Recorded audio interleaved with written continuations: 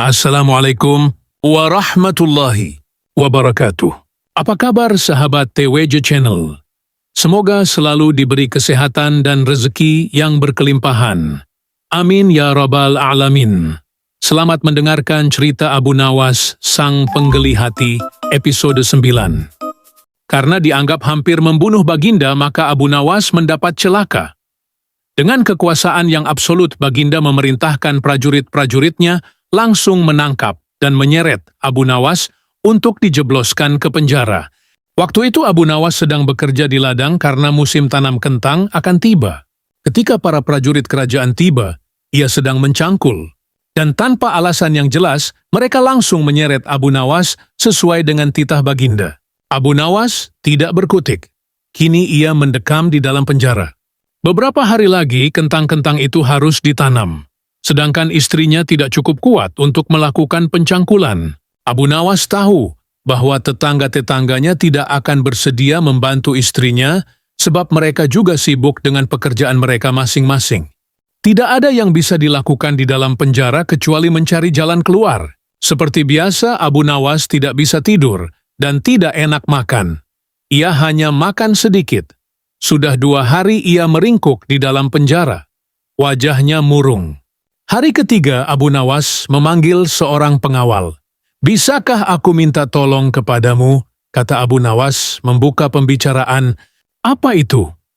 kata pengawal itu tanpa gairah. "Aku ingin pinjam pensil dan selembar kertas. Aku ingin menulis surat untuk istriku. Aku harus menyampaikan sebuah rahasia penting yang hanya boleh diketahui oleh istriku saja." Pengawal itu berpikir sejenak, lalu pergi meninggalkan Abu Nawas. Ternyata pengawal itu menghadap Baginda Raja untuk melapor. Mendengar laporan dari pengawal, Baginda segera menyediakan apa yang diminta Abu Nawas. Dalam hati, Baginda bergumam, mungkin kali ini ia bisa mengalahkan Abu Nawas. Abu Nawas menulis surat yang berbunyi, "Wahai istriku, janganlah engkau sekali-kali menggali ladang kita, karena aku menyembunyikan harta karun dan senjata di situ. Dan tolong jangan bercerita kepada siapapun." Tentu saja surat itu dibaca oleh Baginda karena beliau ingin tahu apa sebenarnya rahasia Abu Nawas. Setelah membaca surat itu, Baginda merasa puas dan langsung memerintahkan beberapa pekerja istana untuk menggali ladang Abu Nawas. Dengan peralatan Yarik dibutuhkan, mereka berangkat dan langsung menggali ladang Abu Nawas. Istri Abu Nawas merasa heran. Mungkinkah suaminya minta tolong pada mereka? Pertanyaan itu tidak terjawab karena mereka kembali ke istana tanpa pamit. Mereka hanya menyerahkan surat Abu Nawas kepadanya. 5 hari kemudian Abu Nawas menerima surat dari istrinya. Surat itu berbunyi, "Mungkin suratmu dibaca sebelum diserahkan kepadaku. Karena beberapa pekerja istana datang ke sini 2 hari yang lalu, mereka menggali seluruh ladang kita. Lalu apa yang harus kukerjakan sekarang?" Rupanya istrinya Abu Nawas belum mengerti muslihat suaminya. Tetapi dengan bijaksana Abu Nawas membalas, "Sekarang engkau bisa menanam kentang di ladang tanpa harus menggali, wahai istriku." Kali ini Baginda tidak bersedia membaca surat Abu Nawas lagi. Baginda makin mengakui keluar biasaan akal Abu Nawas. Bahkan di dalam penjara pun, Abu Nawas masih bisa melakukan pencangkulan. Abu Nawas masih mengeram di penjara. Namun begitu Abu Nawas masih bisa menyelesaikan pekerjaannya dengan memakai tangan orang lain. Baginda berpikir. Sejenak kemudian beliau segera memerintahkan sipir penjara untuk membebaskan Abu Nawas. Baginda Raja tidak ingin menanggung resiko yang lebih buruk. Karena akal Abu Nawas tidak bisa ditebak. Bahkan di dalam penjara pun, Abu Nawas masih sanggup menyusahkan prank. Keputusan yang dibuat Baginda Raja untuk melepaskan Abu Nawas memang sangat tepat. Karena bila sampai Abu Nawas bertambah sakit hati, maka tidak mustahil kesusahan yang akan ditimbulkan akan semakin gawat. Kini hidung Abu Nawas sudah bisa menghisap udara kebebasan di luar. Istri Abu Nawas menyambut gembira kedatangan suami yang selama ini sangat dirindukan. Abu Nawas juga riang. Apalagi melihat tanaman kentangnya akan membuahkan hasil yang bisa dipetik dalam waktu dekat. Abu Nawas memang girang bukan kepalang, tetapi ia juga merasa gundah. Bagaimana Abu Nawas tidak merasa gundah gulana? Sebab baginda sudah tidak lagi memakai perangkap untuk memenjarakan dirinya, tetapi baginda raja langsung memenjarakannya. Maka tidak mustahil bila suatu ketika nanti baginda langsung menjatuhkan hukuman pancung. Abu Nawas yakin bahwa saat ini baginda pasti sedang merencanakan sesuatu. Abu Nawas menyiapkan payung untuk menyambut hujan yang akan diciptakan baginda raja. Pada hari itu Abu Nawas mengumumkan dirinya sebagai ahli nujum atau tukang ramal nasib. Sejak membuka praktek ramal-meramal nasib, Abu Nawas sering mendapat panggilan dari orang-orang terkenal. Kini Abu Nawas tidak saja dikenal sebagai orang yang handal dalam menciptakan gelak tawa, tetapi juga sebagai ahli ramal yang jitu. Mendengar Abu Nawas mendadak menjadi ahli ramal, maka Baginda Raja Harun al-Rasyid merasa khawatir. Baginda curiga, jangan-jangan Abu Nawas bisa membahayakan kerajaan. Maka tanpa pikir panjang, Abu Nawas ditangkap. Abu Nawas sejak semula yakin Baginda Raja kali ini berniat akan menghabisi riwayatnya. Tetapi Abu Nawas tidak begitu merasa gentar. Mungkin Abu Nawas sudah mempersiapkan tameng. Setelah beberapa hari meringkuk di dalam penjara, Abu Nawas digiring menuju tempat kematian. Tukang penggal kepala sudah menunggu dengan pedang yang baru diasah.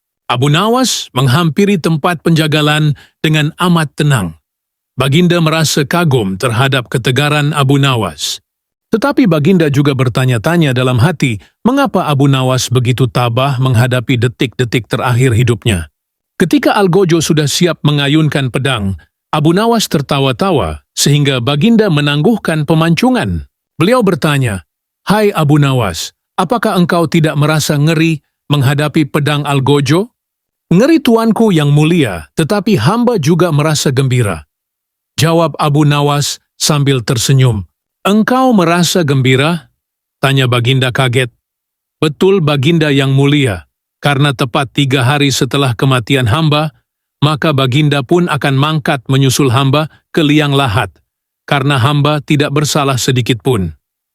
Kata Abu Nawas tetap tenang.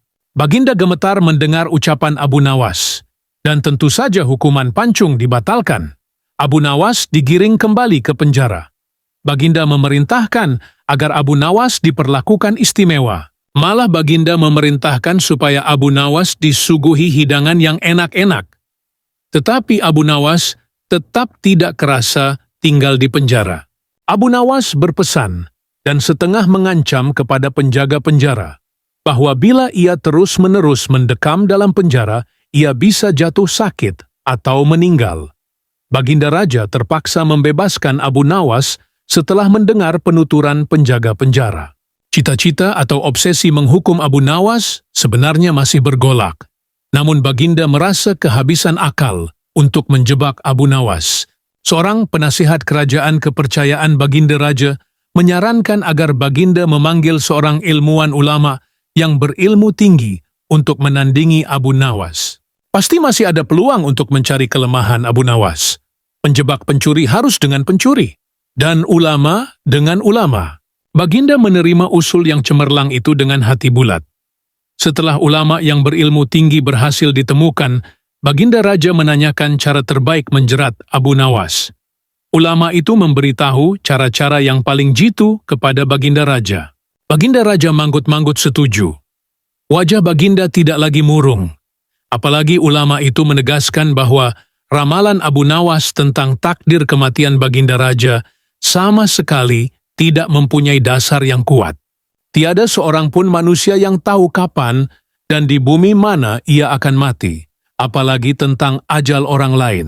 Ulama andalan Baginda Raja mulai mengadakan persiapan seperlunya untuk memberikan pukulan fatal bagi Abu Nawas.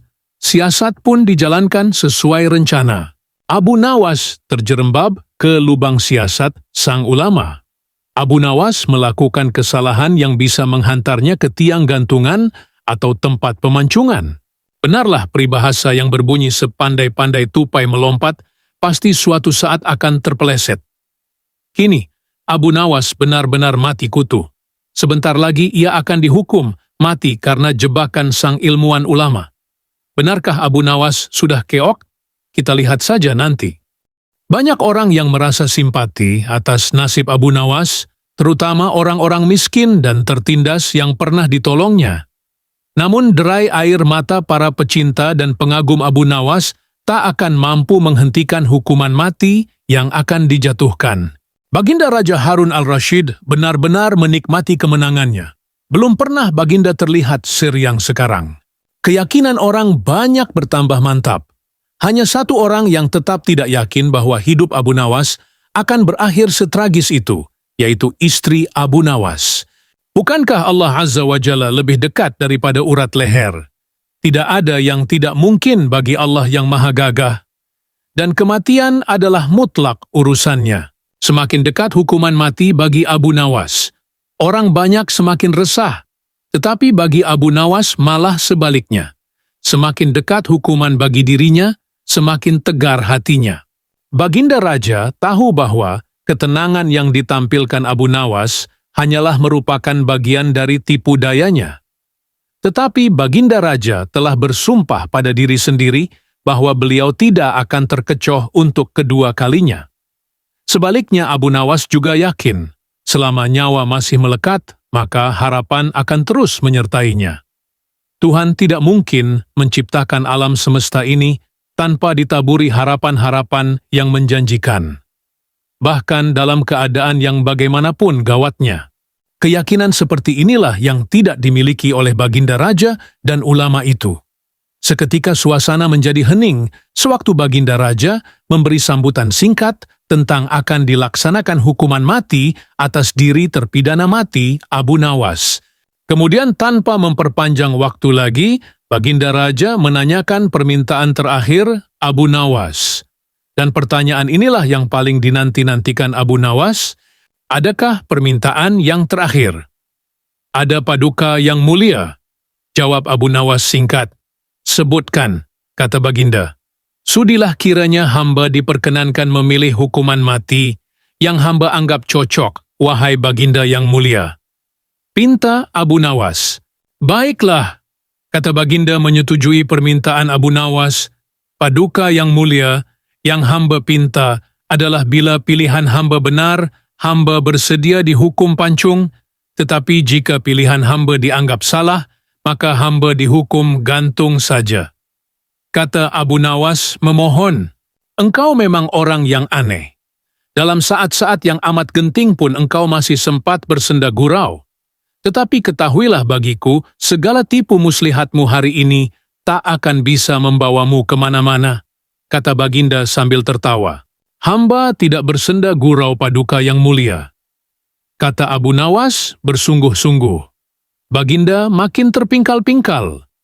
Belum selesai Baginda Raja tertawa-tawa, Abu Nawas berteriak dengan nyaring. Hamba minta dihukum pancung.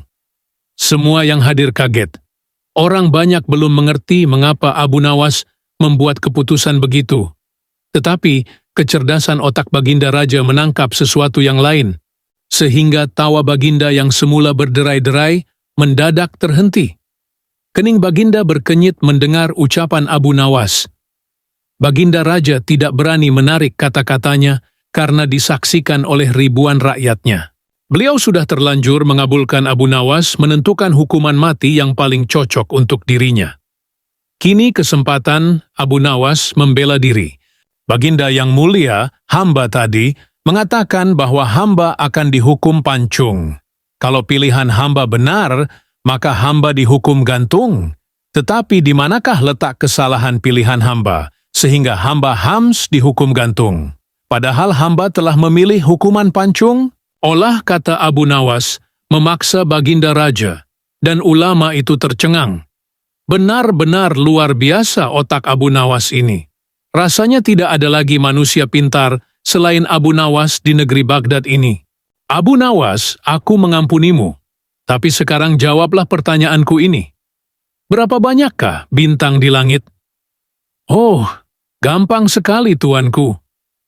Iya, tapi berapa? 100 juta, 100 miliar, tanya Baginda. Bukan tuanku, cuman sebanyak pasir di pantai. Kau ini, Bagaimana bisa orang menghitung pasir di pantai? Bagaimana pula orang bisa menghitung bintang di langit? Hahaha, kau memang penggeli hati. Kau adalah pelipur laraku. Abu Nawas, mulai sekarang jangan segan-segan. Sering-seringlah datang ke istanaku. Aku ingin selalu mendengar lelucon-leluconmu yang baru. Siap, Baginda. Sekian cerita Abu Nawas, sang penggeli hati. Wassalamualaikum warahmatullahi wabarakatuh.